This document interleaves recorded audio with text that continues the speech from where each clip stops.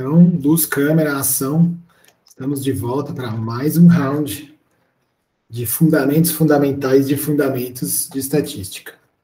Muito bem, no último capítulo, a gente descobriu que pode ser tudo mais difícil, não é mesmo? Em vez de você ter uma variável aleatória x que segue alguma distribuição, alguma densidade, por exemplo, a normal, de parâmetros θ1 e θ2, mas também pode ser normal mi e sigma, a gente viu que em vez de ser assim, pode ser mais complicado. Pode ser que os próprios parâmetros sejam variáveis aleatórias. E aí, em vez de ter somente um x aqui como variável aleatória, ele é alimentado de uma certa forma por outras variáveis aleatórias, θ1, θ2 aqui nesse exemplo, que alimentam o x. Então, eles são variáveis aleatórias que, por sua vez, são os parâmetros de outra variável aleatória. E aí a gente viu que dá para fazer mais complicado do que a gente pensa. Frescura isso? Não, pode ser que às vezes pode ser necessário modelar desse jeito. Então, nesse caso aqui, seria um x que recebe, a variável aleatória x, que a gente disse que é bem descrita por uma gaussiana, teria parâmetros também aleatórios, também variáveis aleatórias mi e sigma, que por sua vez também tem parâmetros elas mesmas. Aí depende de qual vai ser o modelo que você vai colocar para mi e sigma. A gente podia colocar uma coisa simples do tipo esse sigma aqui ser uma uniforme, então ele precisaria de dois parâmetros, um a e um b, para dizer onde termina, onde acaba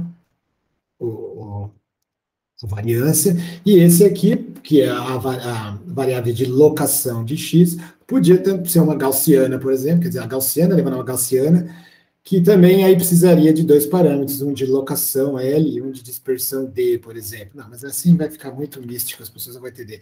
Tipo, mi de mi e sigma de mi. Só que assim, você pode ir voltando nisso quanto você quiser, até ficar ininteligível. Então, a gente não faz assim. Eu poderia, sei lá, tirar as bolinhas em volta aqui, só para dizer que elas não são variáveis aleatórias, não, nesse caso. Seriam parâmetros numéricos mesmo, os hiperparâmetros do seu parâmetro, que por sua vez é parâmetro. Olha só que confusão. O parâmetro do parâmetro do parâmetro. Aí eu falei isso aqui, a gente discutiu um pouquinho, ficou um pouco difícil demais, e falou, não, vamos devagar, vamos começar simples. Conceitualmente é isso aqui. Eu estou tirando a bolinha em volta aqui só para representar que aqui não é mais variável aleatória, não. São números que alimentam essa variável aleatória, são hiperparâmetros desse parâmetro, que por sua vez alimenta essa daqui, que são variáveis aleatórias. Uma anotação dizendo que se tiver com circulinho é variável aleatória, se não tiver é porque é número mesmo. Uma variável aleatória degenerada, que não tem aleatoriedade nenhuma, então é número. Beleza. Do mesmo jeito que um número é uma matriz 1 por 1. Um jeito xarope de falar, mas tudo bem, está dentro do mesmo arcabouço. Só que aí ficou um pouco difícil demais, apesar de conceitualmente parecer ser razoável, ficou difícil demais. Falou, vamos fazer um mais fácil, vamos falar que x segue uma binomial. X segue uma binomial, por quê? Porque tem um parâmetro só, o parâmetro bom e velho θ1, que nesse caso só tem θ1 mesmo, então é θ1 sem subíndice nenhum, só tem ele mesmo. Ou para ficar mais clássico ainda, mais tradicional ainda, um parâmetro p. E aí vamos dizer que p, por sua vez, segue alguma coisa também. Só que dessa vez ficou um pouco mais fácil, porque além de ser um parâmetro só, P é uma coisa conhecida, é uma probabilidadezinha, é a frequência com que acontece o evento de interesse, e aí, por falta de ideia melhor, utilizamos a consagrada beta. Existem outras densidades de probabilidade no mundo 0 e 1, né? Quando o suporte pertence a 0 e 1, existem outras, mas a mais consagrada de todas é a beta, que por sua vez tem dois parâmetrozinhos, θ1 e θ2. Não, mas aí é muito θ demais. Pode ser, ou vou colocar como beta e a nomenclatura tradicional, que é alfinha e betinha. Alfinha e betinha são os parâmetros de uma beta distribuição, que por sua vez é o nosso modelo escolhido para P, que por sua vez é parâmetro da binomial, que por sua vez é o modelo escolhido para X. Olha que bonito. Se fosse colocar graficamente para ficar intuitivo, você simplesmente diria que a variável aleatória X, ela é alimentada por um P, que também é aleatório, e aí, em vez de fazer alfinha, betinha aleatórios, porque aí seria o fim da picada, né? E voltando esses hiperparâmetros, porque depois esse tem outro, depois tem outro, depois tem outro. Não precisa fazer isso, não. Começa a ficar muito estranho. Em vez de fazer isso, a gente tira essas bolinhas aqui e só fala que precisa de um alfinha, um hiperparâmetro alfinha e um hiperparâmetro betinha, que descrevem bem P, que por sua vez alimenta X, tudo bem? Em geral, as pessoas, pra falar a verdade mesmo, elas nem põem desse jeito, eles não costumam nem pôr isso aqui, viu? Só fala desses daqui, só fala que P gera X e pronto, e acabou. Só põe no diagrama mesmo, nos grafos, os que são variáveis aleatórias. E dificilmente você vai encontrar colocando alfim e betinha. Eu só estou colocando aqui para a gente lembrar quem é que é a fonte de todo o mal, quem é que realmente precisa ser estimado no final a partir dos dados observáveis X. Tá lembrando? Lembrou? Sim. Sim. Muito bem, então alfim e um betinha aqui, que são as coisas que a gente queria estimar a partir disso aqui. Bom, aí a gente escolheu alfim e betinha. Posso fazer uma pergunta antes de continuar? Então, como eu estava falando, aí a gente fez isso aqui, e o que a gente precisa fazer? Descobrir quais são os alfinhas e betinhas que geraram x's. Então, você não vai passar pelo meio do caminho. Você quer saber, é isso aqui que você quer estimar. Só que aí deu uma dificuldade a mais. Eu falei para vocês que não é assim que a gente faz, não é assim que eu vou mostrar agora que a gente faz. Existem métodos para fazer isso mais espertamente, mas também não tem nada de errado de fazer isso aqui. Só não é muito, assim, não é muito eficiente, não é muito esperto. Mas a moral da história é, bom, se eu faço um gridzinho de alfinhas e betinhas e saio por aí procurando alfinhas e betinhas. Eu chego e falo, bom, esse par aqui, escolhe um par aí de alfinha e betinha. Nem lembro mais quais eram os valores, sei lá, 2 e 2.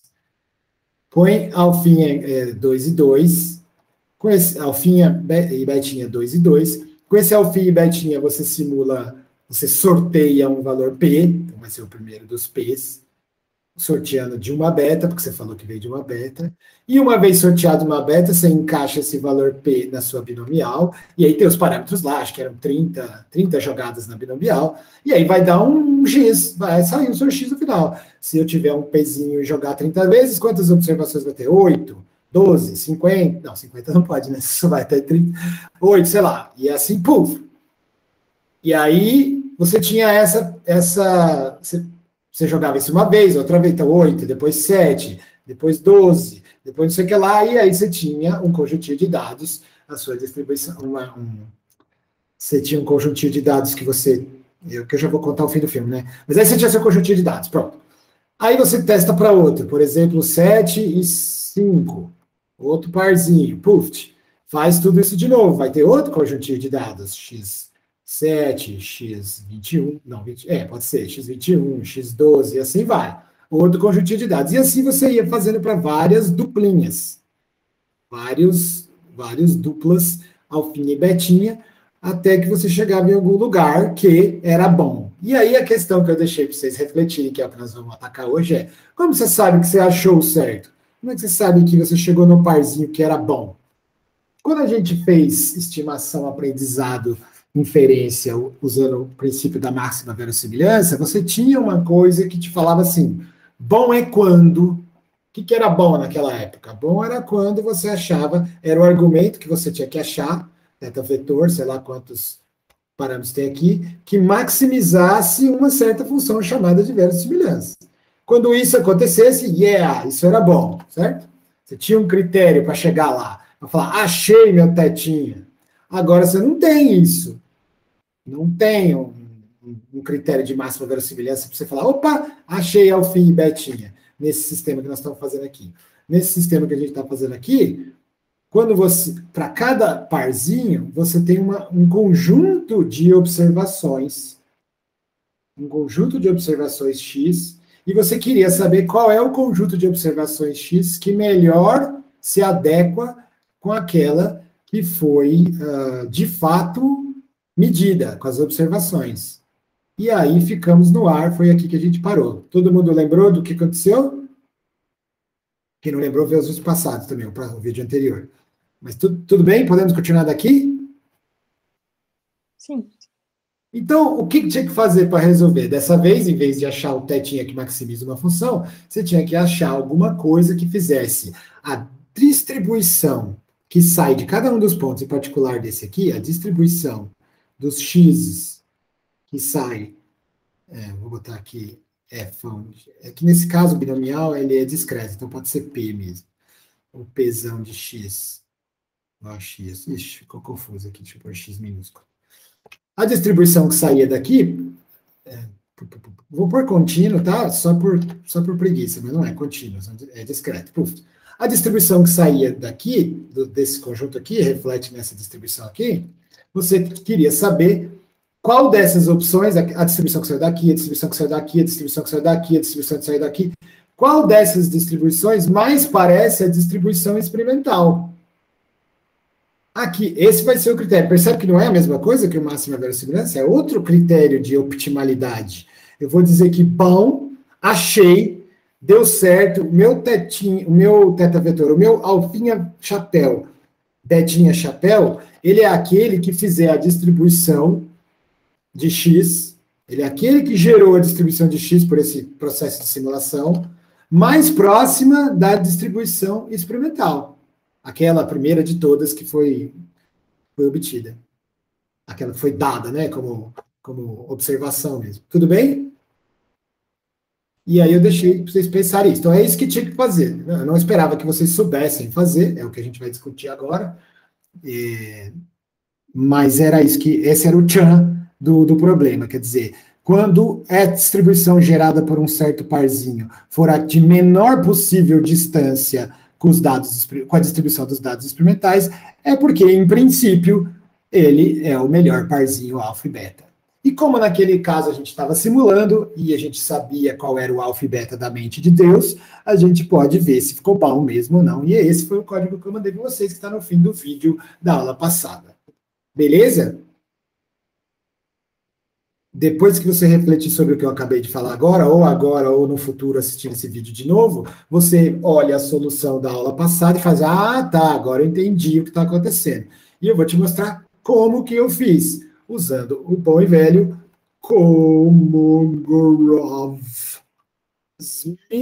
Smirnov, acho que não é com 2F não, acho que Smirnov com 2F é pinga. Smirnov, pinga não, é vodka, sei lá. Smirnov. Isso é um clássico dos clássicos, tá aí há muito tempo, é muito importante. Serve para algumas coisas, em particular que nós estamos fazendo hoje, mas não só hoje. Eu queria falar dele de modo até genérico, não só como resposta para o nosso probleminha, porque ele é mais importante do que isso, mas também como ele responde o nosso probleminha. Por quê? Porque, olha só, eu pedi para você comparar duas distribuições. Qual que era o desafio? O que você tinha que fazer ali? Comparar duas distribuições. Comparar duas distribuições. É esse que era o desafio genérico, certo? Calcular uma distância entre x simulado e x observado.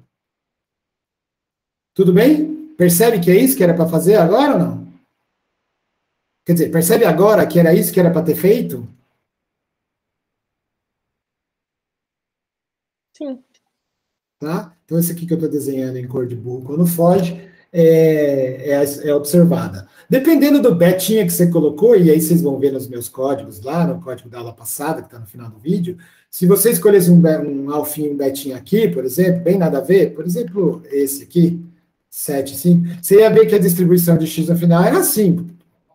Quando você calculasse a distância entre esse vermelhinho e o burro quando foge, daria uma distância maior, daria uma distância grande. Quando você calculasse aqui, daria, sei lá, uma coisa assim, aí daria uma distância grande. Se tudo deu certo, e graças ao Senhor deu, o betinha e o alfinha mais próximo, se você rodar várias vezes, você vai ver que às vezes você não acerta o alfinha e betinha que Deus quis. Fica muito próximo, mas não é exatamente ele. Você chega perto. Então não é um negócio que é perfeito. Ele tem um erro associado aí, mas ele chega bem perto. Então, se você acompanhou o programinha, o código do vídeo passado, você vai ver que quando chega justamente no par certo, ou pelo menos uma vizinhança bem próxima, a distribuição que é simulada é muito parecida com a verdadeira que só Deus conhece, e a distância é pequena.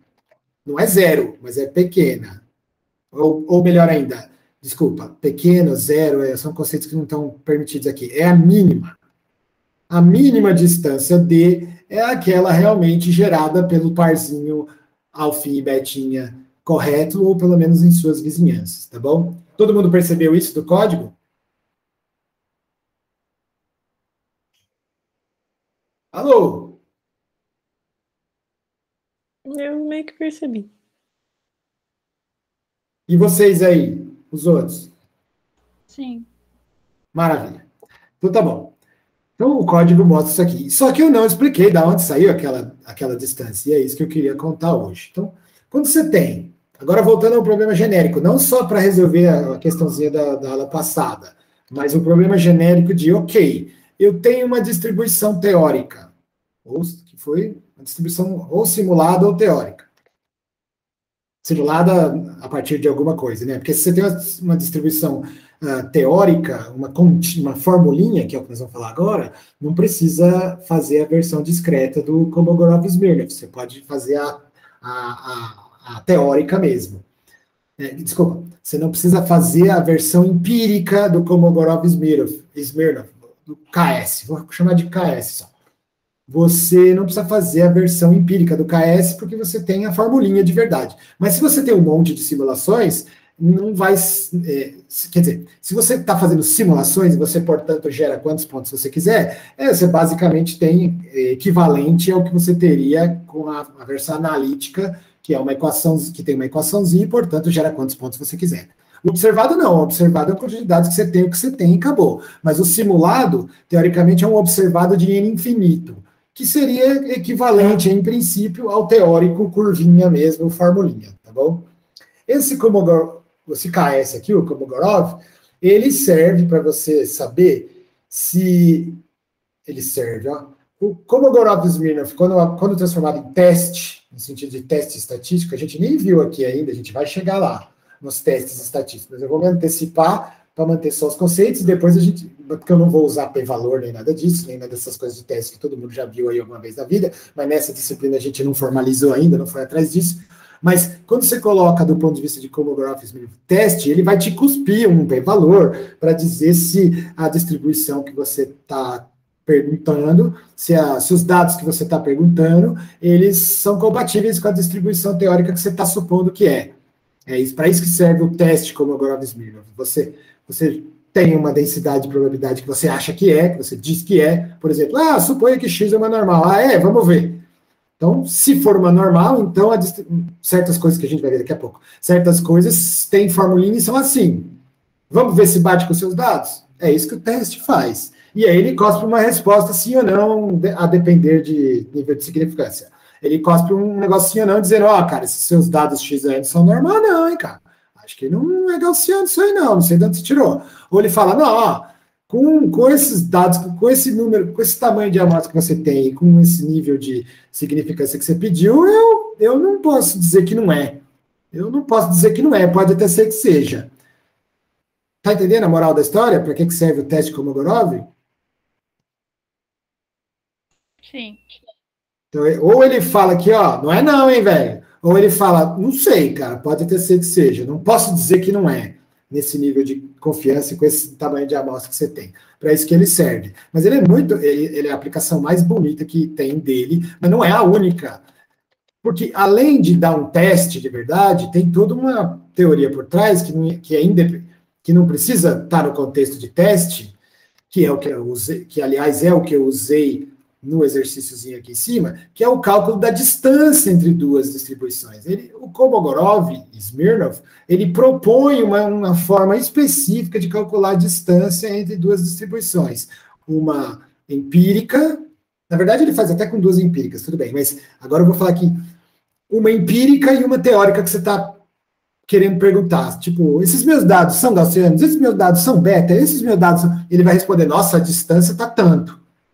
E dependendo da situação, ele fala, a distância está tanto, e isso quer dizer que não é, que provavelmente não é, ou você pode parar no me dá a distância e pronto. Aqui no exercício de cima, a gente parou no me dá a distância e pronto. porque eu usei o critério de Kolmogorov para dizer assim, o alfinha e betinha era um problema de estimação, de inferência, de aprendizado. Então, o alfinha e o betinha melhores são aqueles que fazem a distância de Kolmogorov entre a simulação e o observado ser mínima. Ponto final. Não entramos no mérito de se a distância era pequena o suficiente, qual que era a chance de ter vindo dali mesmo. Não falamos nada disso. Apenas falando, ó, me dá o alfinha, o betinha, chapéu, vão ser aquele que me der o menor D de todos. E aí ele falou, beleza, faço isso para você. E fez e pronto. O Kolmogorov fez isso para você. Mas o Kolmogorov faz mais que isso. Ele também pode ser colocado no contexto de teste para dizer que, ó, acho que essa distância está muito grande, viu, rapaz? Ou, essa distância aí está pequena, pode confiar. Ele faz isso também. Então, para isso, deu para entender o que nós vamos fazer agora? Nós vamos debulhar isso aqui. Então, para isso, a gente precisa ver, afinal, o que é essa distância. Na solução do vídeo passado, eu simplesmente meti bronca lá no R, botei ks.text, teste, do não sei o que lá que precisava, e só peguei a variável da statistics. Só peguei a statistics. A estatística do teste de Kolmogorov-Smirnov é justamente a distância D, que a gente vai olhar agora. Todo teste de hipótese, todo teste estatístico tem uma estatística, que é um negócio estranho de falar isso, mas a estatística não é mais uma função dos dados, tá? Uma função dos dados. Uma média é uma estatística, um desvio padrão é uma estatística. Qualquer função que seja, qualquer formulinha, qualquer continha que seja, que entra seus dados no meio para gerar um número no final, é uma estatística. É uma definição técnica da área de estatística. Entendeu? Enfim, só eu achei graça. Foca.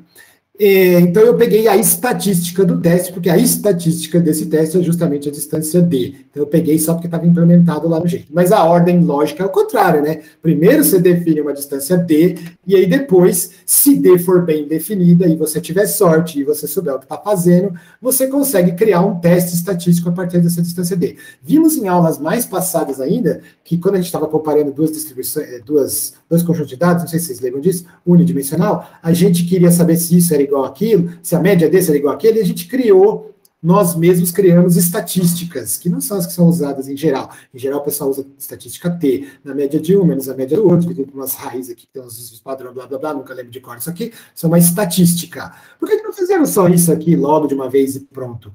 Porque os antigos viram que não era bom fazer isso, que isso aqui não ia me render coisas legais no final, não ia dar para descobrir qual que é a distribuição nula do teste, todas as coisas que nós vamos ver no futuro não muito distante. Em algumas aulas no futuro nós vamos ver essas coisas formalmente e tal, mas é por isso que os antigos resolveram fazer isso e não isso, porque era bom, dava tudo certo no final. A estatística dele não é diferente. Por que ganha o nome do cara? Por que alguém ganha um nome no teste? Porque descobriu qual era a continha que tinha que fazer, que se aplicava no teste zero e alternativa, que se aplicava naquele paradigma tradicional de teste de hipótese. Então, existem outras possibilidades para calcular distância entre conjunto de dados? Sim, existem outras, entre distribuições existem outras, mas essa aqui é especial porque ela não foi por acaso, é claro, esses caras eram papas da área de probabilidade estatística, eles não fizeram isso sem saber o que eles estavam fazendo, quer dizer, esse cara aqui, né? Esse cara aqui não é qualquer um, ele não fez isso aqui sem saber o que ele estava fazendo. Ele propôs essa distância que a gente vai ver agora, porque ela tem propriedades boas que dão certo no final, que não nem é o caso para a gente hoje. Hoje o que eu quero discutir, principalmente, é o que é essa distância. Beleza?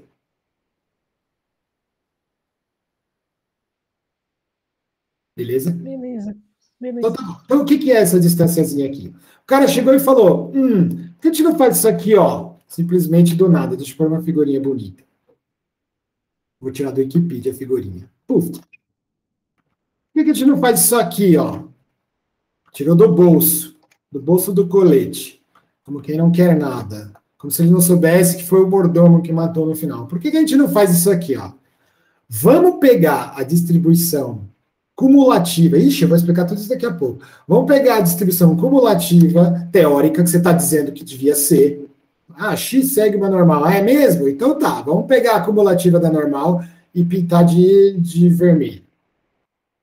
Então vamos pegar a cumulativa da normal e fazer de vermelho. E tem uma formulinha, não tem? 1 sobre raiz de 2π, 1 sobre sigma elevado menos meio de x menos mi quadrado dividido por sigma quadrado. Beleza, esse é o f de x, não é? Esse aqui dá aquela figurinha que a gente está acostumado, e tanto amamos, a figurinha do sino, normal. Beleza. Você tem essa formulinha? Tem. Então você sabe fazer acumulativa teoricamente. Sei. Você lembra o que é acumulativa, minha gente? Acumulativa é nada mais, nada menos do que a probabilidade de vir desde o menos infinito até um ponto específico, sei lá, vamos chamar de Q, por falta de ideia melhor. Q é esse mesmo. Então, a integral, a área daqui até aqui, daqui até chegar em Q, é acumulada, é a probabilidade acumulada desde menos infinito até Q. É a probabilidade de x desde menos infinito. Só que ninguém escreve isso, tá? X menor ou igual a Q. Essa área aqui. Tá lembrando ou não? Essa área aqui é isso. Só que ninguém escreve essa parte aqui, né? Só escreve probabilidade de x menor ou igual a Q. É a acumulada, porque vai acumulando desde menos infinito até chegar no ponto que você queria. Entendeu? Beleza. E como que escreve isso aqui? Se você tem uma formulinha, então dá para simplesmente, quando eu digo simplesmente é entre aspas, você simplesmente integra de menos infinito, que estava lá onde, até o ponto que você queria, de f de x dx. Pode fazer isso? Pode. Isso aqui é uma formulinha que vai de menos infinito até algum ponto, e você dá blá, blá, blá, blá, blá, blá, elevado, blá, blá, blá, escalar, quadrado, blá, blá, blá, dx. Pronto. Dá para fazer isso? Dá. Para qualquer Q? Para qualquer Q. Por quê? Só porque a gente está usando o quê? O que a gente está usando? O quê? Eita, nós. Quinta série baixou aqui. Então, se eu chegar e falar assim, vou chamar esse negócio aqui de Fão grande, porque todo mundo chama de quê? Fão de quê? De quê? Fão de quê? Acho que não foi uma boa escolha. Então, por exemplo, quanto vale Fão de 31,8? É a integral desde menos infinito até 31,8 dessa f que a gente sabe qual é, dx e pronto. Claro, isso aqui não dá para fazer na mão, tá? Não dá para você chegar simplesmente fazer na mão. Mas isso aqui os antigos já sabiam faz tempo. Tem tabelas de cálculo. Desde antes de ter os computadores disponíveis assim para todo mundo, as pessoas já tinham tabelado de tão importante que essa distribuição tabelado para vários Qs. Aqui, até chegar no fim. No infinito do outro lado vale 1, né? Porque aí é tudo. Beleza? Essa é a boa e velha acumular. É a função cumulativa ou é a acumulada do negócio. Então, isso aqui dá, vou botar aqui embaixo, f de menos infinito até 31,8, de 1 sobre raiz de 2π, 1 sobre sigma elevado a menos meio, de blá, blá, blá, blá, dx. E isso aqui tem tabelinhas, tem tudo coisa. Isso aqui, às vezes, as pessoas chamam de sigma. Não, deixa isso. Sigma, não. Isso aqui dá um número. Quanto? Sei lá, dá 0. Nesse caso aqui está perto do meio, deve dar 0,47. Pronto. Beleza. Calculei. É Fão de 31,8. E se eu quisesse Fão de 31,9? Era quase a mesma coisa. Era integral de menos infinito até 31,8 mais 0,1 desse F'inho de x dx, que daria um pouquinho mais, daria 0,49. E assim vai indo. Se eu quiser Fão de... um Fão aqui a gente sabe de cabeça. Qual que é o Fão da média? O Fão de mi. Menos infinito até mi. Esse aqui a gente tem que saber de cabeça, mesmo sem saber calcular nada. Pô, esse aqui não é assim? Uma fórmula, uma grafiquinho de sino? E a média não está exatamente aqui no meio?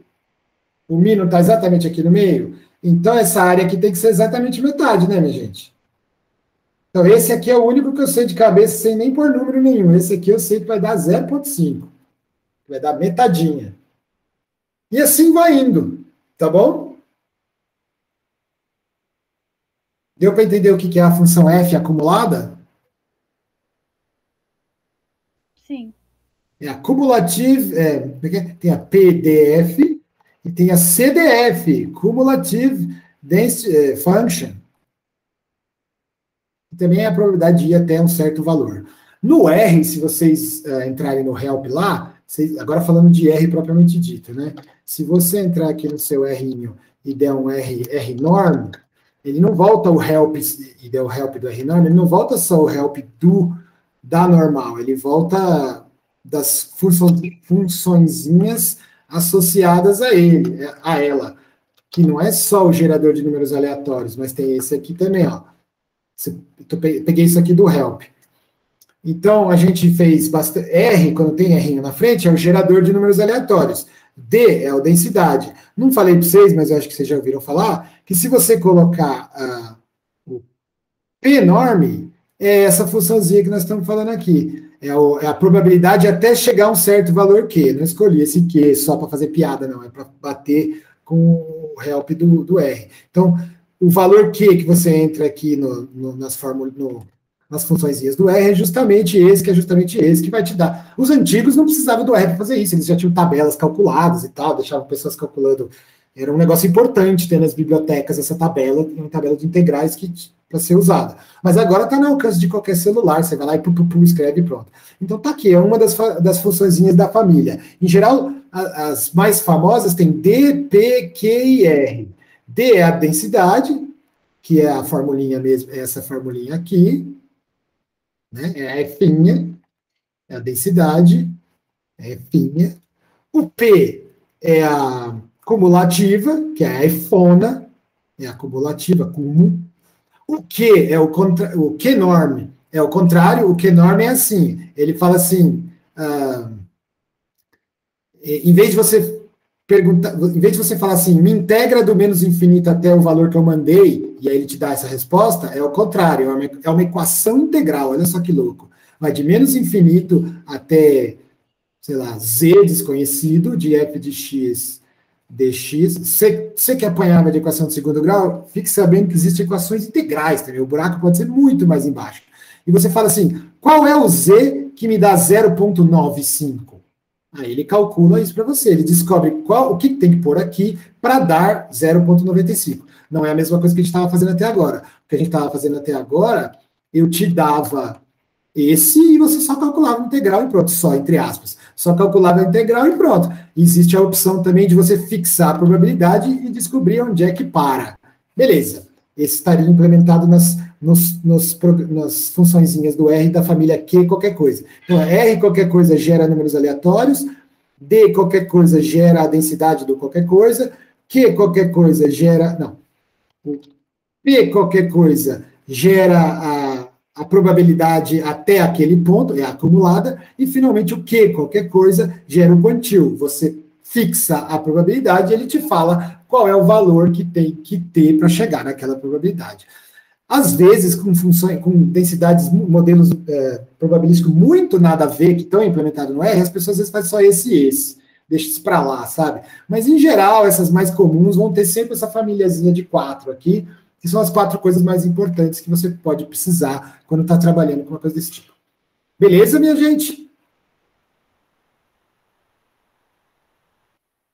Beleza.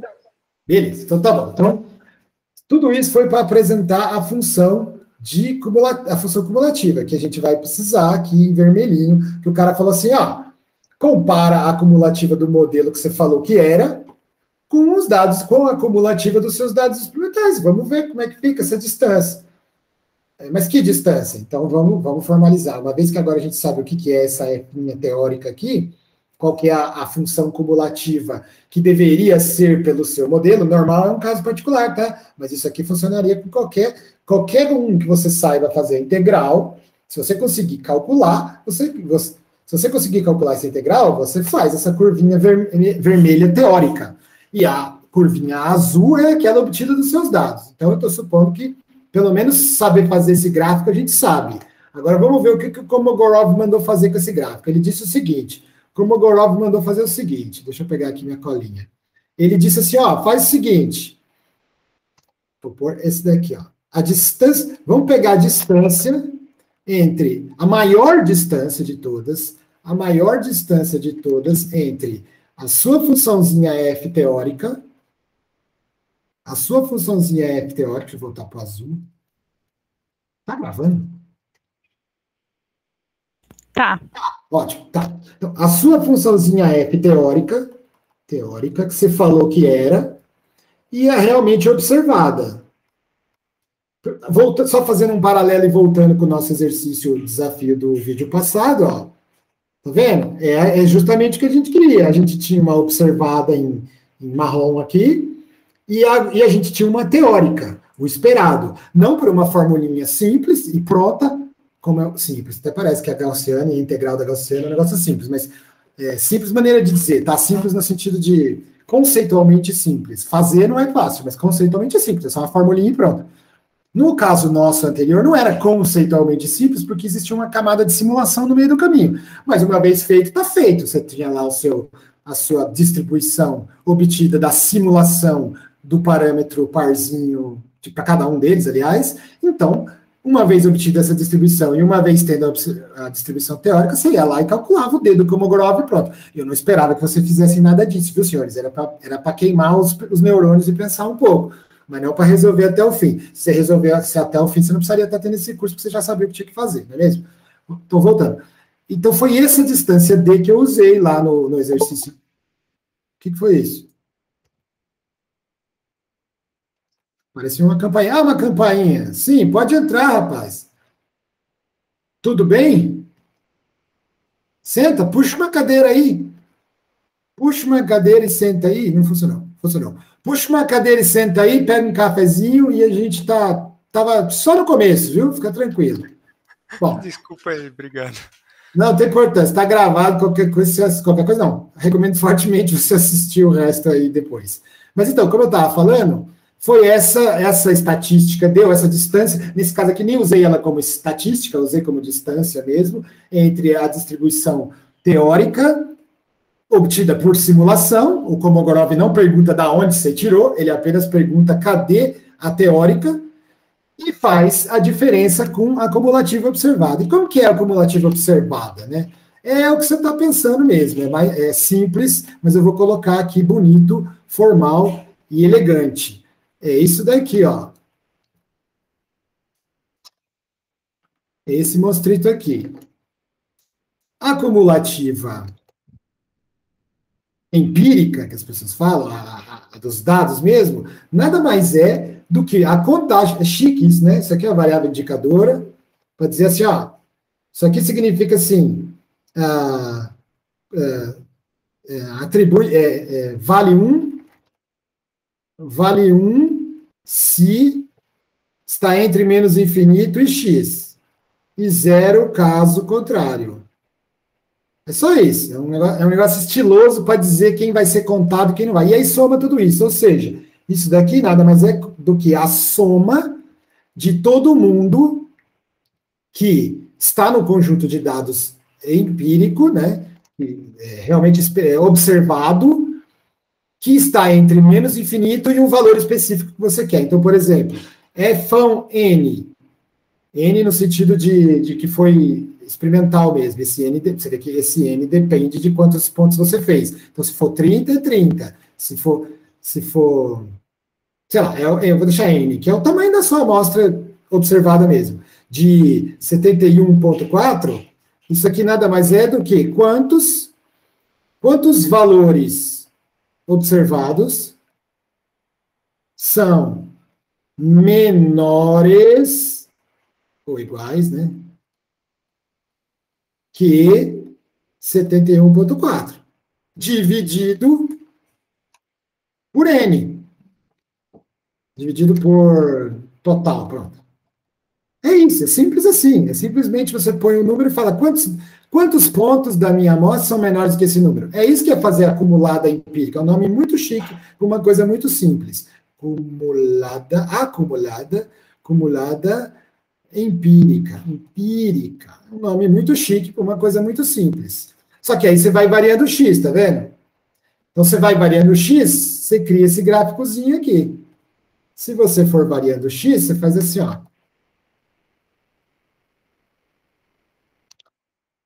Você fala, para x, que, na verdade, aqui está x, eu usei que, aqui teria que ser um que, pronto, para ficar igual. Pronto, agora vai ficar pior ainda. Acho que vai ficar pior ainda. Deixa assim, então eu vou botar x de volta aqui. Pronto.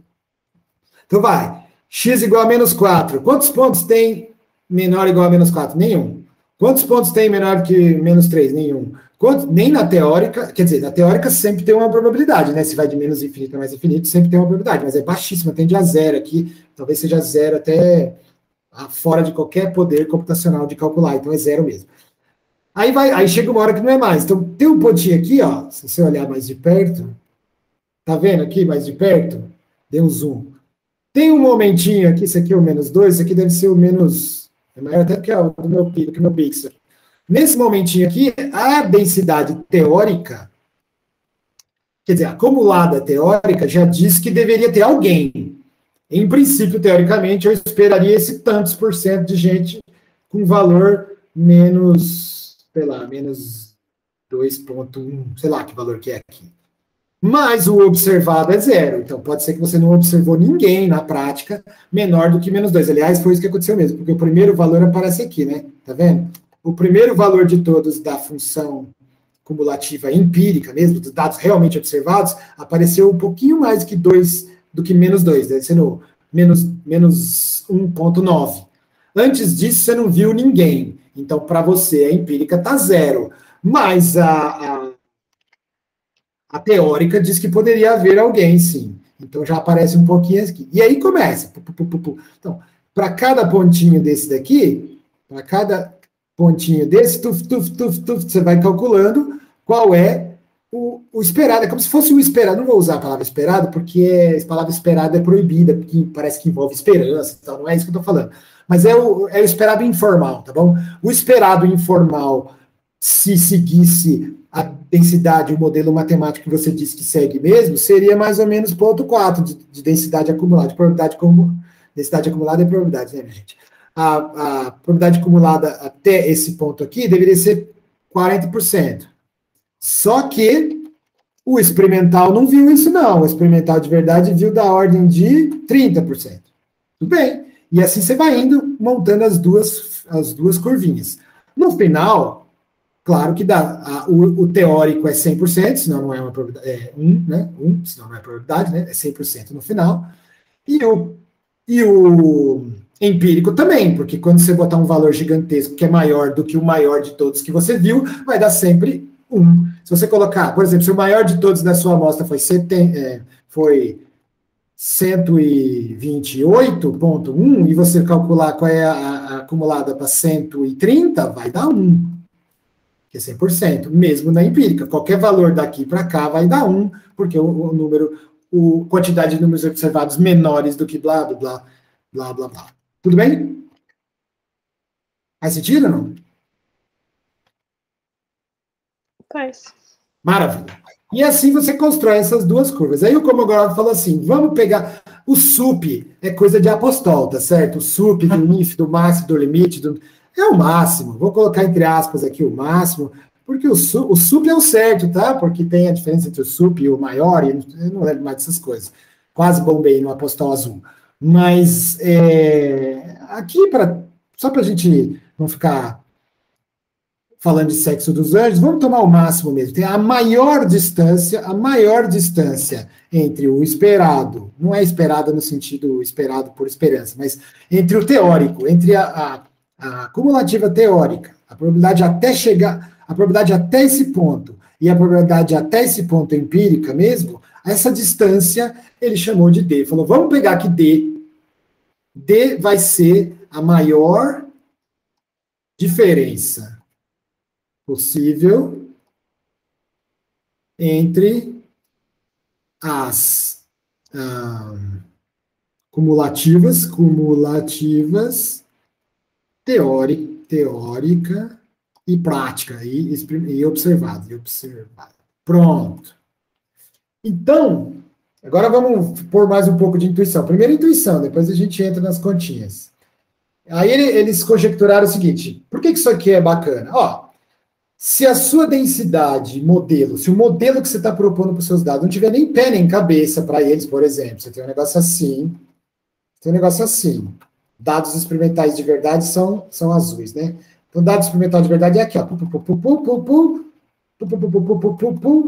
E só. Tá bom? Como que seria a sua acumulativa? Vamos ver se a intuição está funcionando aí. Como seria seu histograma? Alisado? Seria um treco assim, né? Não é? Dromedário. Não, dromedário e camelo. Camelo. Tem biólogo na plateia? Biólogo. Me diz para mim. Camelo tem 2 morrinhos, não é mesmo? É isso aí. 2 morrinhos é camelo. E aí você vai lá e diz que é uma gaussiana, porque você é xarope, você não presta atenção. Isso é acumulativa ou... Não, esse é o meu PDF mesmo, o meu Finho. Finho. Não, acumulativo não pode ser assim. Esse é meu Finho empírico, tá bom? Só que aí, por falta de ideia melhor, porque você não fez disciplinas de fundamentos, porque você só leu o livro e ponto, só roda pacote, você mete uma gaussiana, né? Ah, supõe que é uma gaussiana, ou usa testes estatísticos que supõem lá embaixo no capô, que é uma gaussiana, sem suspeitar. Uma gaussiana, pô, aí uma gaussiana desses dados, cadê a média? Tá aqui, né? A média vai estar aqui. O meu estimador de máxima verossimilhança vai dar um negócio desse jeito aqui. E o sigma vai dar um treco desse tamanho. O sigma vai dar um sigmão desse tamanho. Então vai ficar assim, ó. Que maravilha, né? Então esse é o seu modelo teórico. Agora, se você comparar esse modelo teórico, os quantis do modelo teórico, os quantis não, os acumulados de probabilidade do modelo teórico com o experimental, vai dar a porcaria. Vamos ver como? Vamos tentar pegar aqui e fazer o seguinte. Por aqui do lado. Esse modelo aqui ficaria desse jeito aqui. Então, agora eu vou apagar essa parte aqui em cima. Os Finhos. E agora sim, vamos botar o... Como é que ficaria a minha acumulada? Vai estar 0, 0, 0, que até agora não encontrei ninguém. Aí, opa, encontrei um. Aí, opa, mais um. Opa. Aí parou. Aí não achei mais ninguém. Aí, de repente, começou de novo. Acabou, 100%, que é o 1, tá bom? Você visualiza comigo que essa é a acumulada do meu experimento ou não?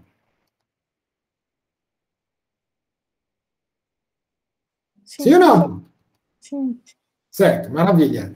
Então tá, parece uma coisa desse tipo. Foi aparecendo gente, por exemplo, depois não apareceu mais ninguém, ficou um tempo sem aparecer ninguém, aí deu umas aparecidas, blá, blá, blá, depois acabou, pronto. Agora, se você puser a do modelo gaussiano, teoricamente a do modelo gaussiano é um treco assim, né? Opa, vamos fazer de outra coisa. Fazer de vermelhinho. É um treco assim, né? Opa. Agora eu preciso desenhar melhorzinho. Tá, uma coisa desse tipo assim. Se você duvida, deixa eu pegar aqui. Não, você duvida, né? Deixa eu pegar no Wikipedia aqui a normal density, que a gente já viu várias vezes. Normal distribution. Deixa eu pegar ela aqui para você ver, se você está duvidando.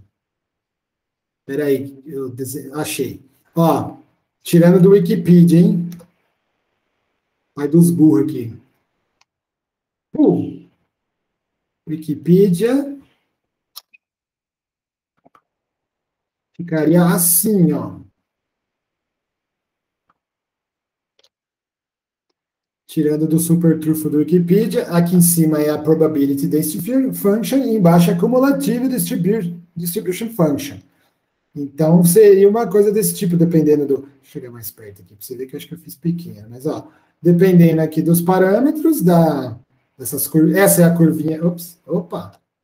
Essa é a curvinha que você vê, está acostumado, e a curvinha acumulada dela seria assim. Então, quanto mais fininha ela for nesse mundo que você está acostumado das PDFs, mais esticadinha será ela no mundo acumulado. Significa que, de repente, aparece um monte de gente e para de aparecer. Quanto mais gordinha, que nem essa marrom aqui, ó, significa que vai aparecendo gente, nunca para de aparecer gente. Tudo bem? A formulinha que a gente está acostumado da PDF e a formulinha da CDF, acumulativa. Então, é mais ou menos uma coisa desse jeito aqui que eu desenhei para você aqui em cima. Beleza. Pô, se você for calcular o D do Kolmogorov aqui, vai dar uma porcaria, né? Qual que é o pior de todos? Eu acho que o pior de todos é esse aqui, ó. Concorda, não? O pior de todos o mais maior de grande, o pior de todos aqui, o sup da distância é esse, concorda ou não? Para cada ponto aqui, cada ponto, qualquer ponto, esse, por exemplo, eu calculo dn de x, sei lá, esse x aqui vale 31,7. 31,7, ele é igual a se essa distância aqui é, sei lá, a distância daqui até aqui. Beleza, aí depois calcula para o outro, depois calcula para, sei lá, alguma distância. Aí calcula para o 35,2, vai dar outra distância, mais para cá, e assim vai indo. Às vezes melhora, às vezes piora, às vezes melhora. Aí você pega o pior de todos. O pior significa que está mais longe de todos. Tudo bem? Uhum. E o pior de todos, o Kolmogorov, é o que tem que ser analisado. Então, o pior de todos, nesse caso aqui, é algum valor, o D de... Cadê? O DN, o D final mesmo, de como a estatística final, a distância entre as duas distribuições, ela é esse, o máximo, vou botar máximo com licença poética, do módulo, tá? É módulo, porque pode ser para baixo ou pode ser para cima, do empírico, F azul, F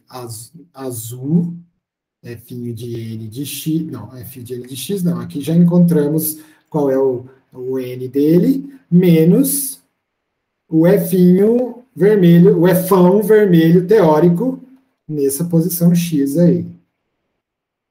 Maior de todos. Beleza?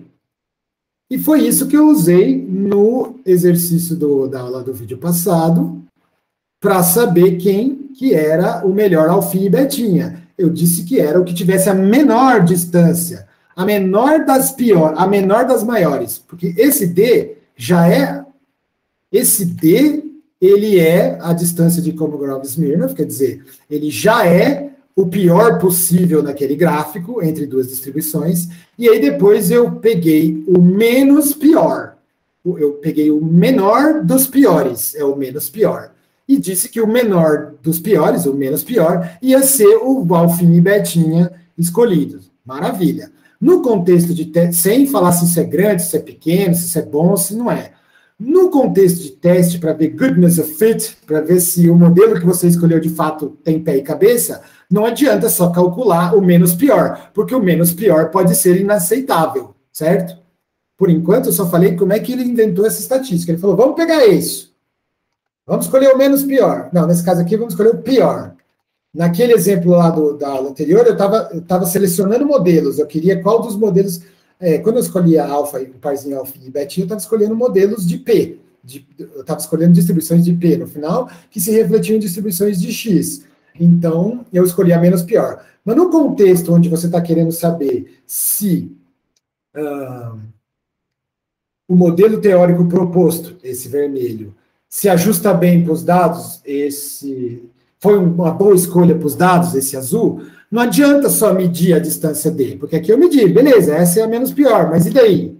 A menos pior não, essa é a pior de todas. Agora ficou faltando uma conclusão do tipo, e tem mais, esse D é inaceitável. No gráfico aqui, você está vendo que é inaceitável, não está vendo? Concorda ou não? Sim.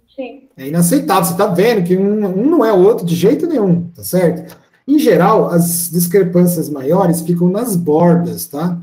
Porque nas bordas, o empírico, como são eventos mais raros, o empírico pode não ter amostrado o suficiente para obter exemplos, e aí fica com zero, e aí fica com... Isso acontece. Mas lá no meião, onde realmente a ação acontece, não pode ter uma diferença desse tamanho. Porque isso aqui está refletindo justamente isso, que os dados estão concentrados em camelo, e você propôs que o camelo era uma medalha. Aí não vai dar certo nunca, não precisa nem ser biólogo para saber que isso não vai dar certo. Faz sentido, minha gente? Faz. Então, se você puder ver o gráfico, e esse gráfico tem nome, minha gente, tem nome, ele é o famoso, o indisputável, o campeão, Kick-Plot, porque você está pondo o quantil de um lado porque o quantil do outro. Tudo bem que um deles é teórico, não precisava ser, viu? o Kolmogorov-Smirnov, ele se estende, daqui a pouco a gente fala sobre isso, o Wikipedia mostra muito bem isso também, ele se estende para casos onde os dois são dois conjuntos de dados observados.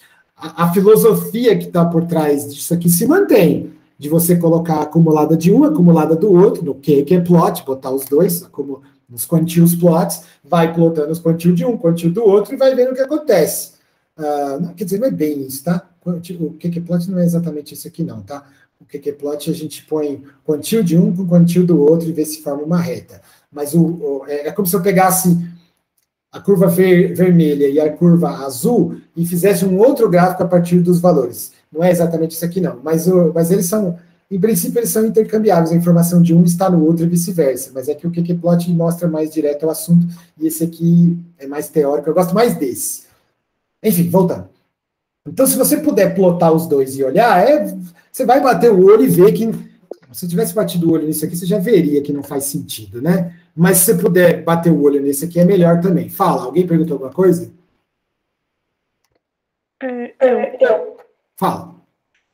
Tem alguma razão, além de, sei lá, talvez simplicidade de só pegar o sup da distância?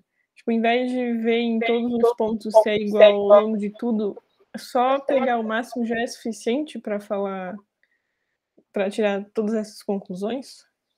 Tem razão. Se é suficiente ou não para tirar as conclusões, aí é um pouco mais difícil. Eu não quero entrar nessa, eu vou ficar com a primeira. Que é assim, é suficiente isso? Bom, eu falei no começo, vou insistir, porque isso precisa cair a ficha de vocês de uma vez por todas. Por que os testes estatísticos têm nome e sobrenome? Por que o cara ganha um teste com o nome dele? Teste de fulano de tal. Por que a estatística do teste é a estatística T, que é uma média nada a ver, assim, cheia de, sei lá, os raízes do negócio, e não é simplesmente um menos o outro? Tá vendo? Você quer dividir por raiz? Divide, então. Por que não é simples e é todo cheio de onda? Porque algumas estatísticas, algumas funções dos dados, por iluminação celestial, elas rendem resultados que vêm na sequência, e outras não. Isto é, quando você está num contexto de um teste estatístico, você não quer somente dizer que a estatística deu tanto. Você não quer falar que a distância deu 20. Você quer falar, e aí, 20 é muito ou é pouco? Você quer falar esse tipo de coisa. E nem todas as opções para a estatística geram, nem todas as opções permitem que você trabalhe na lousa, no papel e no lápis, a ponto de descobrir qual é a estatística nula do teste, quer dizer, qual é a distribuição nula do teste, em outras palavras. Nem todas as opções permitem que você faça conjecturas sobre o que é que ia acontecer se elas fossem iguais.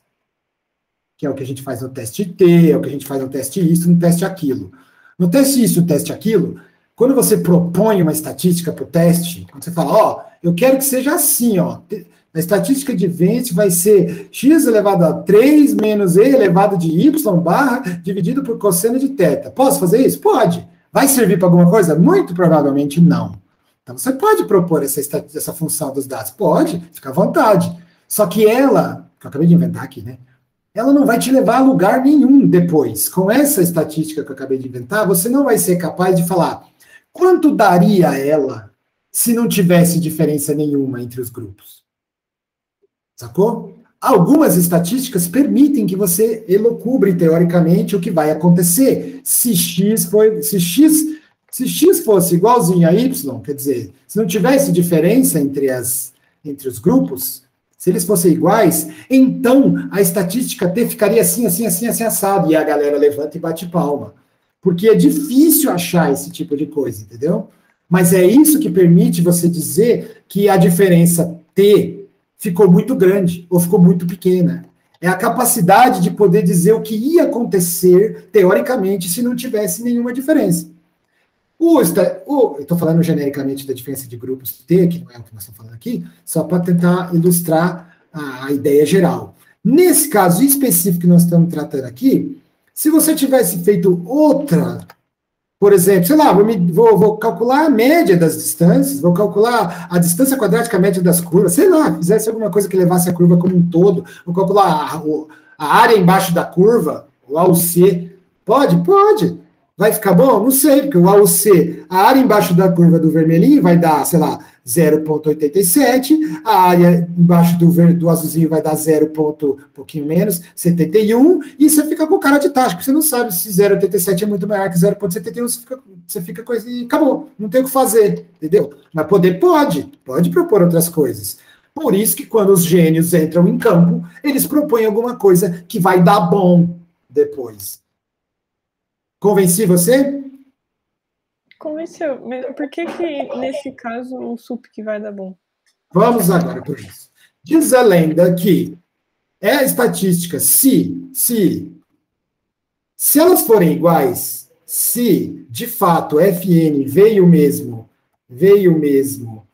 do modelo que gerou. Se Fn veio mesmo do modelo que gerou F,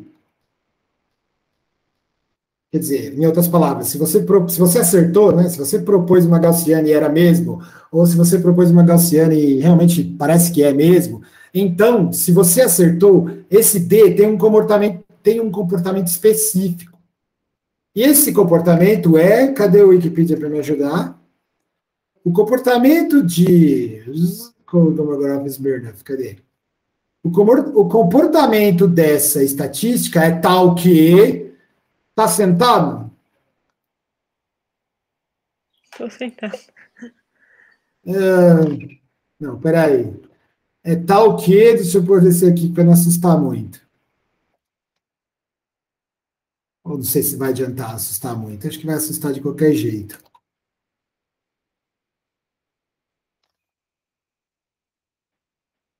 Ela segue essa distribuiçãozinha aqui, ó. Essa densidade aqui, ó.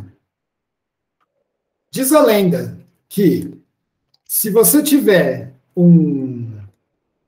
se as duas forem... O SUP... Então é assim, ó. Se as dois quantis são iguais, então...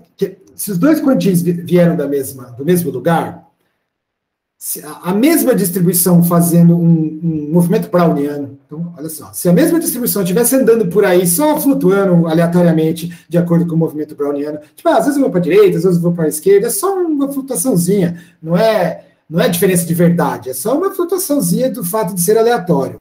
Então, o sup dessa diferença, chamado de K, vixe, não precisa saber essas coisas não, tá? Só estou te contando de onde vem. Só porque você não quis acreditar logo de cara.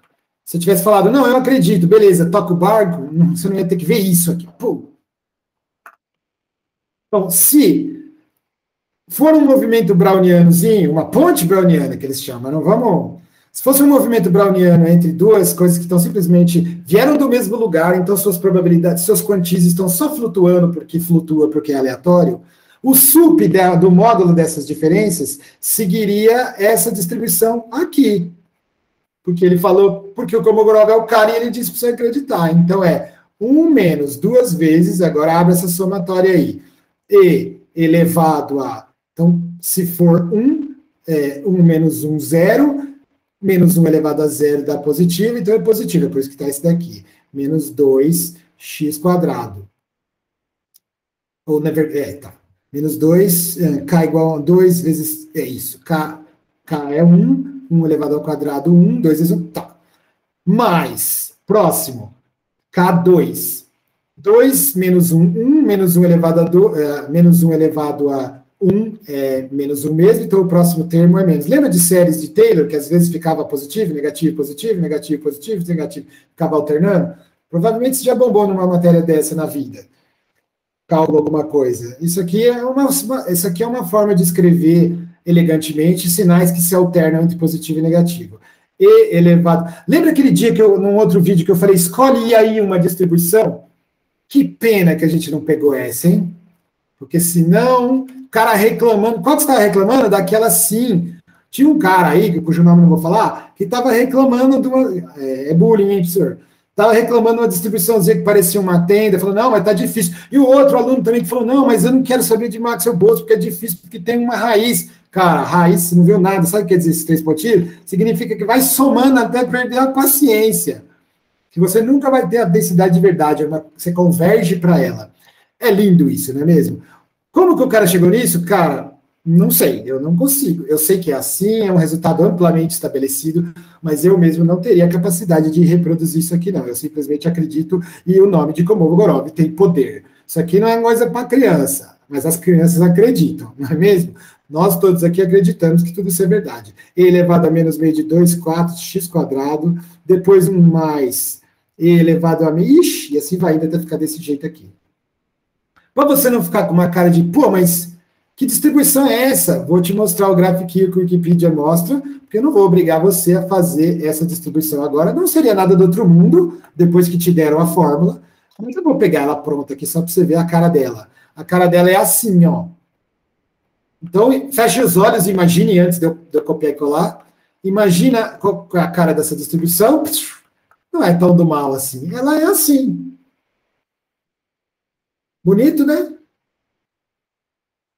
Tudo bem, fui convencido.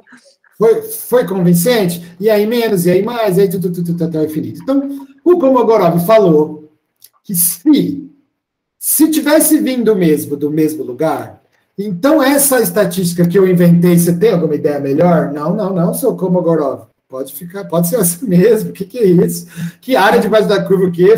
Se o senhor falou que é para fazer o máximo da diferença. Tamo junto, é nós. Ele disse que essa estatística aqui, na verdade é o contrário, né? Ele já conhecia esses resultados de passeios brownianos e não sei o que lá, de processo estocástico, e viu, porque ele era genial, ele percebeu que daria para aplicar numa aplicaçãozinha que é o que as pessoas mais usam aí.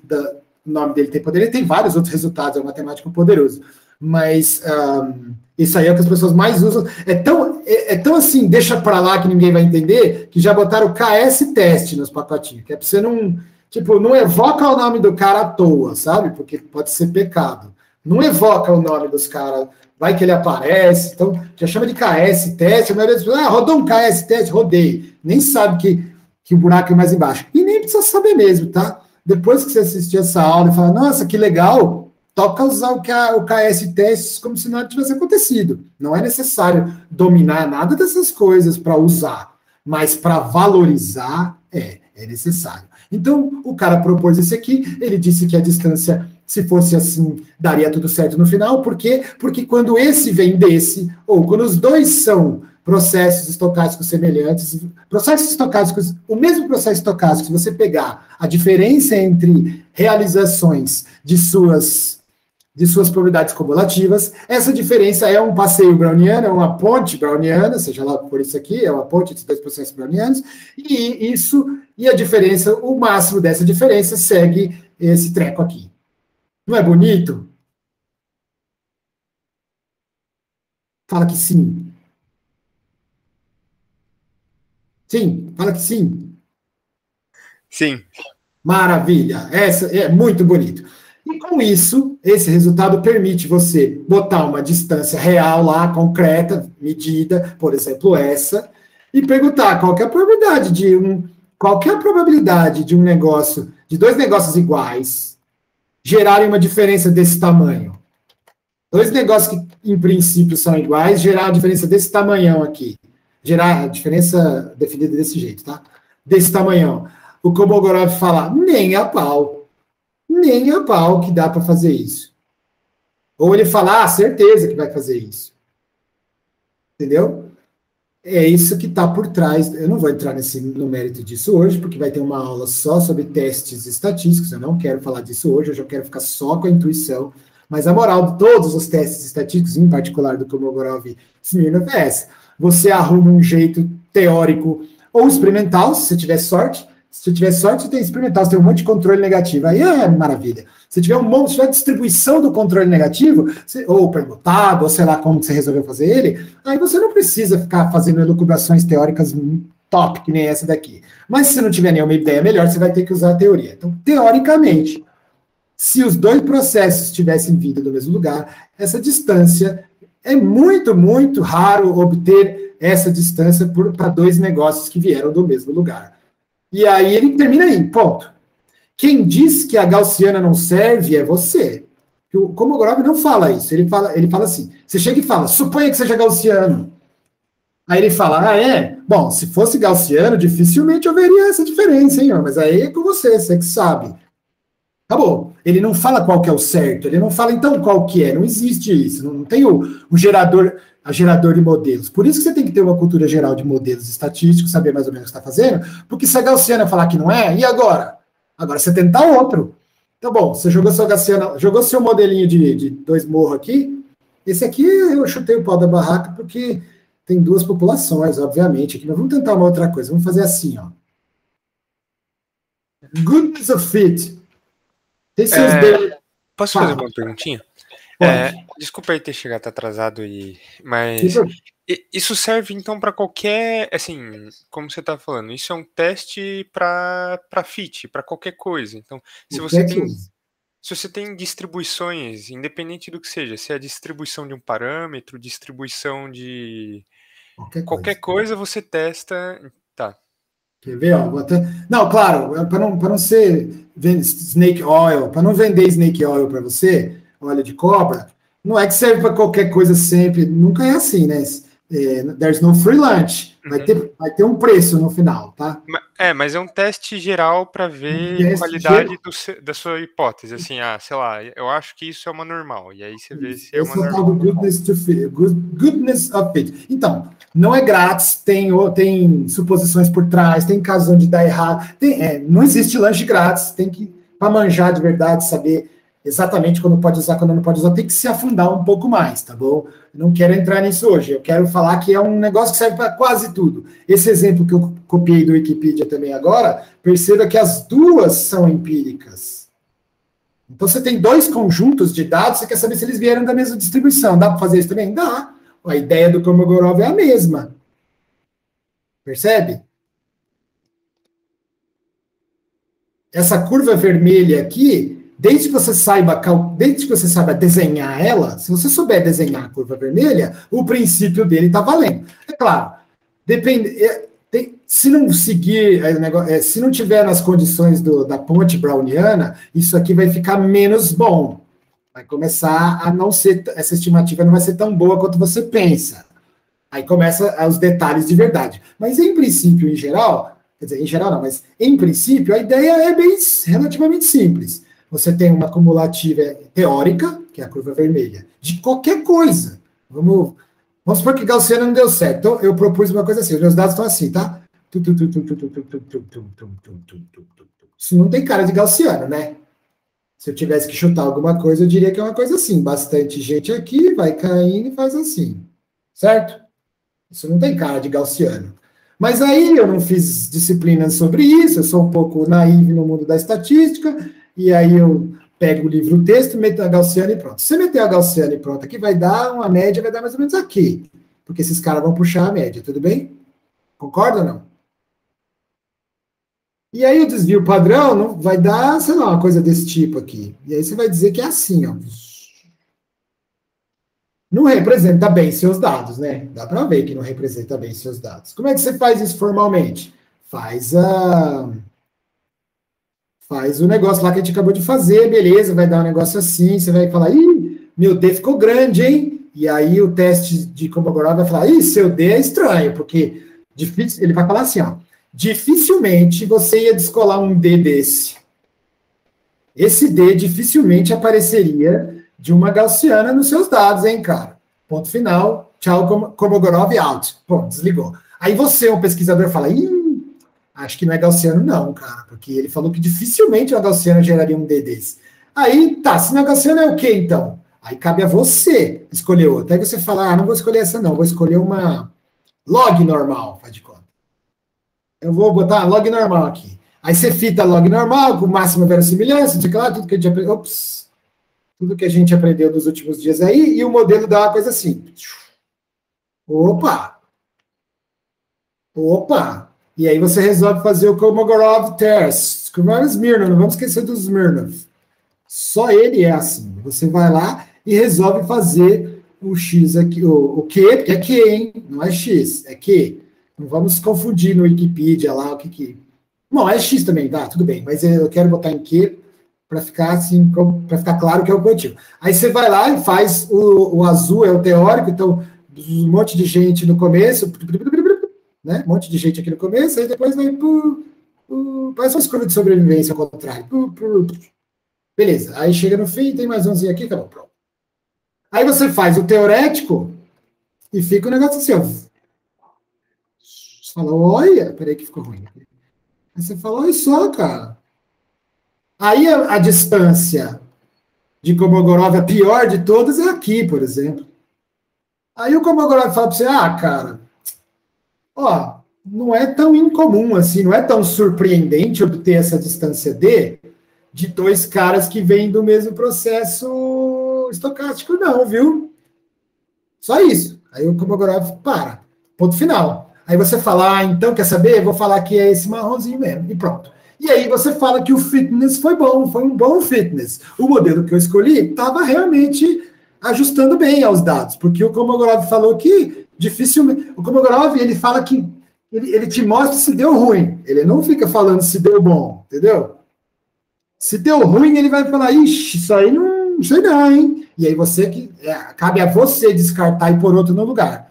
Agora, se ficar bom, ele vai falar, ó, eu não sei se tá certo esse marronzinho, tá? Mas o que eu posso te dizer é que dois processos que sigam dois processos estocásticos que seguem essa lei, eles vão dar essa diferença aí mesmo, muitas vezes. É normal dar isso aqui, é normal é uma palavra proibida. É comum dar a diferença dessa aqui. E aí, ponto.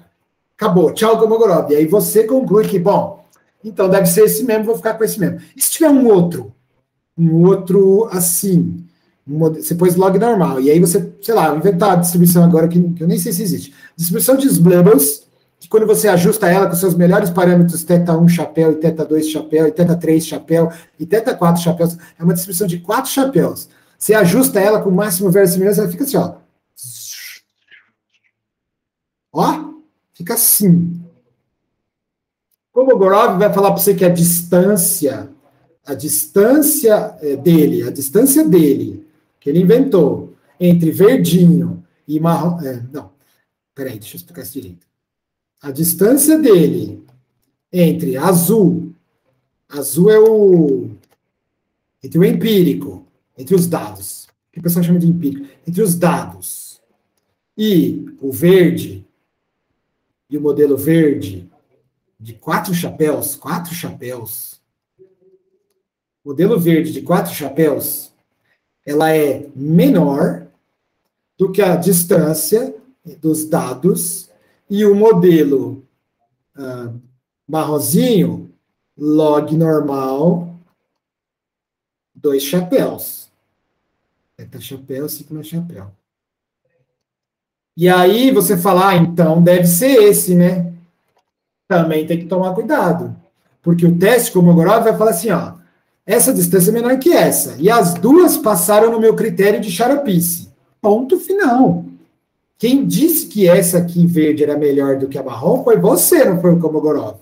Porque você achou que a distância ser menor era um critério positivo. Só que você esqueceu do maldito do overfitting. Então, cuidado. Nem sempre o modelo que fica mais bonito de todos é o correto, porque aqui eu precisei de 4 chapéus. E se eu botasse 20 chapéus? Pô, aí eu fazia ficar exatamente igual nos dados, o bom e velho overfitting. Então, tem que tomar cuidado com isso. O objetivo do teste do Kolmogorov é falar se está muito xarope ou não o seu fitting. Ele não vai falar qual deles que é melhor. Você pode até falar por livre e espontânea vontade, isso por conta e risco seu, você pode... Ping. Pong. Ótimo. Por conta e risco seu, tu pode até falar aqui, ó, eu vou ficar com esse porque esse deu uma distância menor. Mas não foi grátis, foi às custas de 2 chapéus a mais. Isso tem implicações de modelo, isso desafia a navalha de Occam, tem várias outras implicações. Por isso que nem sempre a verossimilhança é adotada. Hoje em dia, às vezes, a verossimilhança penalizada é o negócio que as pessoas usam, quer dizer, verossimilhança e mais uma multa de chapéus. Quanto mais chapéus você puser, você é multado, de modo que você tente achar uma coisa. Então, O buraco é mais embaixo, nós não vamos nem tocar no começo disso aqui, não vamos nem esgotar, nem tocar, na verdade, não é o objetivo dessa disciplina. É um assunto muito interessante e muito importante para todo mundo que mexe com dados de forma não trivial, mas está fora do escopo aqui, porque aqui eu estou falando para você de fundamentos e de base. Então, o fundamento que está por trás, agora você está pronto para ler a literatura, eu imagino, é esse daqui. Faz sentido, minha gente? Tudo certo. Então, tá bom.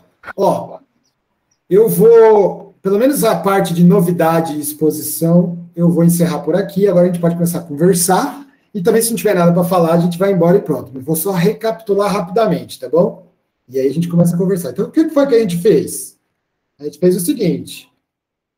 Eu usei toda essa conversa aqui da aula passada, do vídeo passado, como desculpa para introduzir para você essa conversa mole de comparação de distribuições. Um dos jeitos de fazer, porque tem mais jeitos, tá? Mas esse aqui é a comparação entre a distribuição e um conjunto de dados.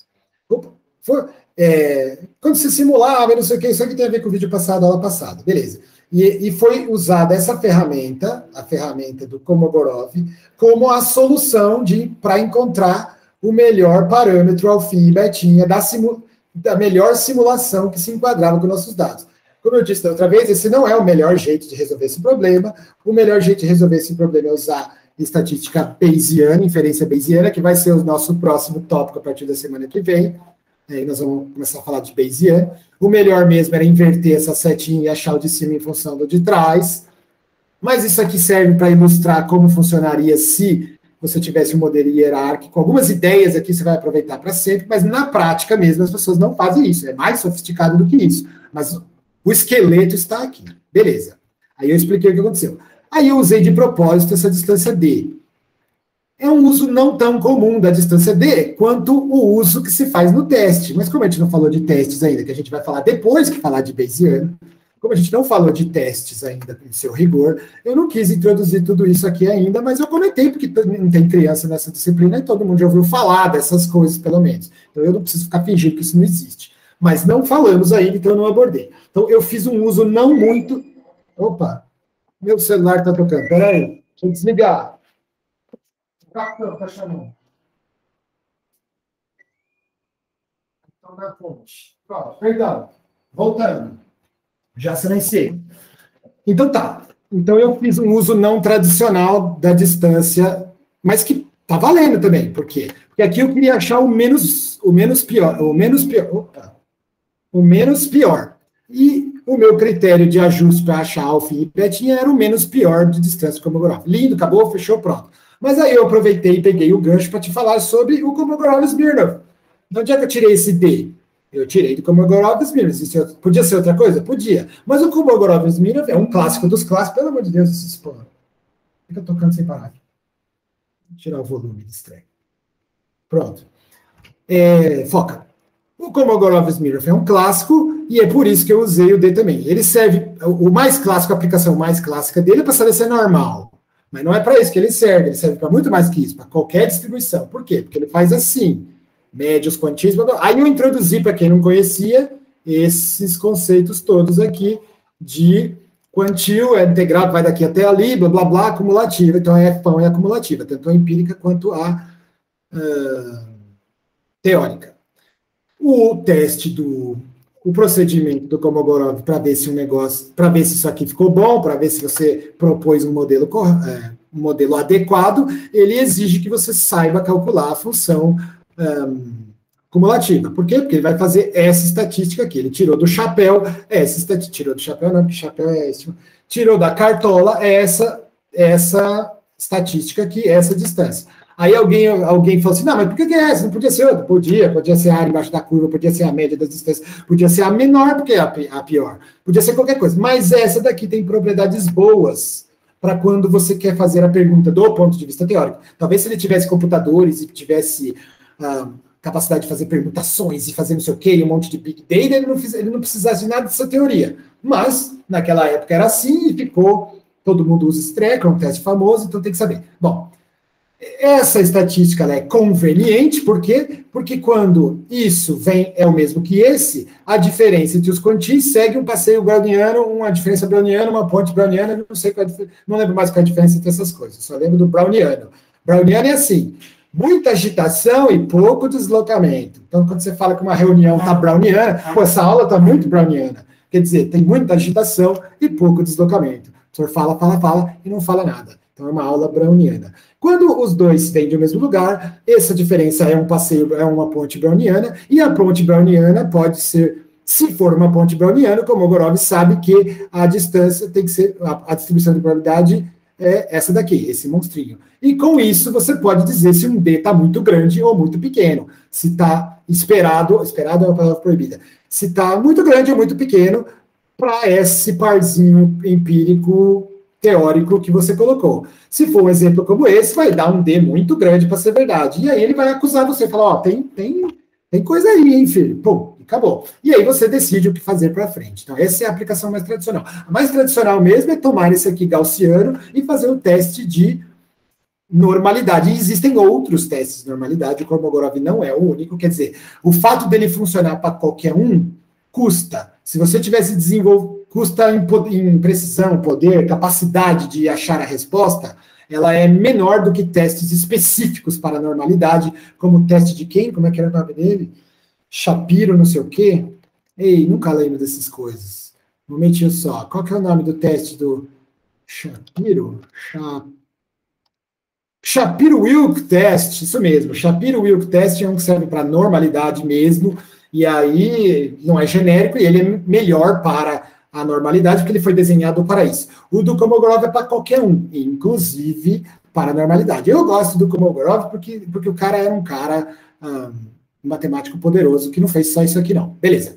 E aí, é isso. E aí eu mostrei para vocês, falei que serve para 2 dados também, não veio ao caso hoje, mas eu já estou te falando que, inclusive, se pegar o pacotinho KS Test e fizer com 2 conjuntos empíricos, ele vai te cuspir também o teste sem problema. Ele foi feito para contínuas, mas também funciona para discretos, com umas correções lá que realmente não veio ao caso hoje, né, não está na questão fundamental aqui. E aí eu termino dizendo que, cuidado, a menor distância não necessariamente é o modelo mais correto, porque existem outras coisas a serem consideradas, como, por exemplo, overfitting ou excesso de parâmetros, também conhecido como navalha de Ockham. Você não quer entuchar de parâmetros até ficar perfeito, você quer o mais parcimonioso de todos, e é isso. Chega. Alguma pergunta?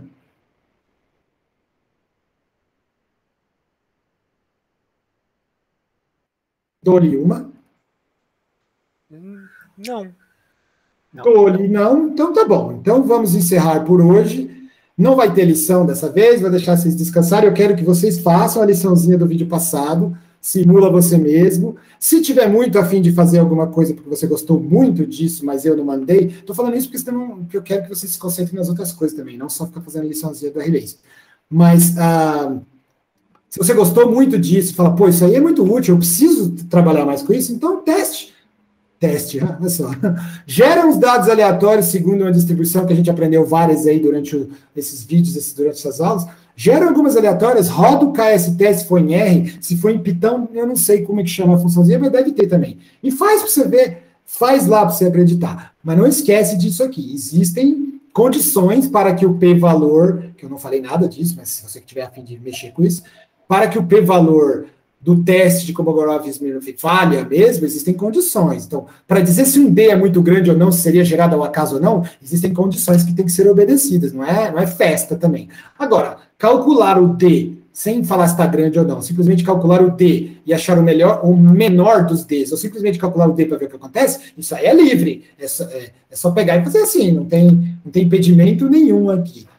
Esse gráfico e essa forma de ver são coisas muito úteis. Eu fico até nervoso com as pessoas que analisam dados e não fazem essas coisas antes de sair falando. Dá vontade de reprovar na qualificação, mas não é uma ou duas pessoas que fazem isso, é muita gente que faz isso, então eu não quero que vocês façam isso, não. Tem que saber que essas coisas existem, faz parte do fundamento, faz parte do básico, faz parte de abrir o pacote dos seus dados, no sentido de pacotinho, não de computacional, mas chegou um conjunto de dados, vai analisar dados, precisa fazer essas coisas todas. Existe isso n-dimensional? Existe. Vixe, mas aí sim nós vamos ficar tontos. Não vamos falar disso, não. Estamos falando só unidimensional, mas existe, porque, afinal, uma densidade pode vir com... Uma densidade multidimensional também pode ter a probabilidade cumulativa, não pode? Só que aí tem que definir as regiões ômega, começa a ficar complicado. Mas não vem ao caso hoje, tá bom? Beleza, senhores, muito obrigado. Espero que tenha dado para entender. Se não deu, por favor, assiste de novo. E se mesmo assim não deu para entender, vocês mandam as perguntinhas depois e a gente conversa mais. Vou terminar a gravação e ficar mais um pouquinho para falar, se precisar falar alguma coisa. Interromper a gravação. Tchau.